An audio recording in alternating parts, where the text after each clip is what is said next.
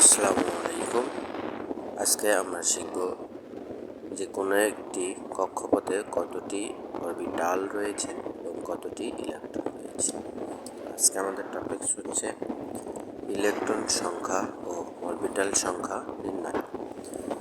যদি কক্ষপথে অরবিটাল সংখ্যা নির্ণয়ের ক্ষেত্রে আমাদের সূত্র হচ্ছে n², তাহলে প্রথম কক্ষপথের জন্য n² সমান, যেহেতু প্রথম কক্ষপথ তাহলে n এর মান হবে 1, তার উপর স্কোয়ার সমান কি হবে 1, তাহলে একটি অরবিটাল। তাহলে প্রথম কক্ষপথে অরবিটাল রয়েছে কতটি? একটি। দ্বিতীয় কক্ষপথের জন্য আমরা n² সমান পাবো 2² সমান কত 4, তার মানে দ্বিতীয় কক্ষপথে অরবিটাল হবে 4টি।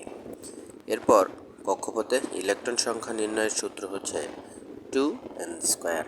প্রথম কক্ষপথে জন্য আমরা এখানে 2, n এর মান 1, তারপর স্কোয়ার, তাহলে কয়টি ইলেকট্রন পাবো? 2টি। অর্থাৎ প্রথম কক্ষপথে ইলেকট্রন সর্বোচ্চ হবে কয়টি? 2টি।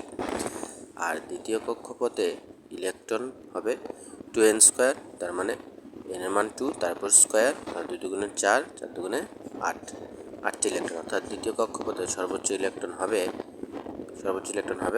8টি। ধন্যবাদ।